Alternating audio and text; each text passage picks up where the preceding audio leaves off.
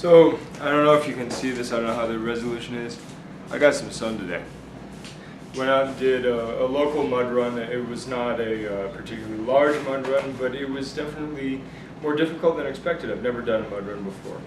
So apparently this one has been around since 1976 in Scottsdale, Arizona. Didn't realize mud runs went back that far. Anyway, did that and then went and spent some time with the club family and helped a little boy celebrate his 6th birthday despite the fact that I don't celebrate birthdays. It's how much I care about my club family.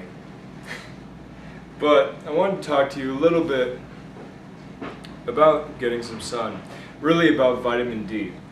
You see, we make vitamin D. It's not really an essential vitamin. I mean, it is, but it isn't. Oftentimes people will say we don't really make enough of it unless we go out and get enough sun, but then don't go out in the sun too long because the sun hurts you and blah, blah, blah, blah, blah. Well, sun doesn't really do that much damage. I mean, I'm a little burnt.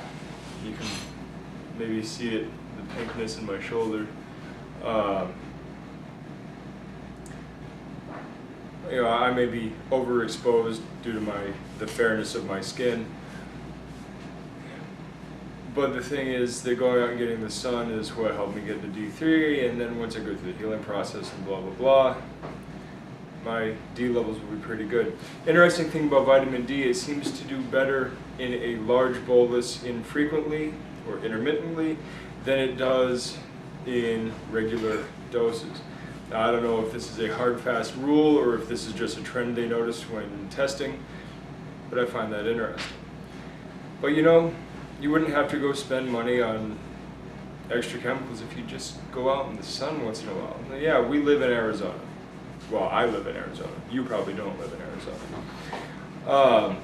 And it's, you know, 100+ degrees from, you know, June through August, and came a little early this year at end of May. You know, and a lot of people don't like being outside during that. I don't mind it. I even went and sat in a hot tub in that kind of weather today, because that's the kind of guy I am. But vitamin D is significantly low in, really in modern humanity, but especially in North America, in the United States.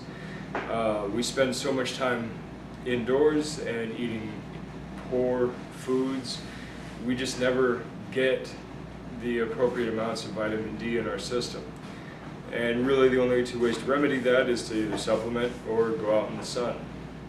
I like being out in the sun. Maybe my genetics tell me I shouldn't be out there as much, but I like being out in the sun.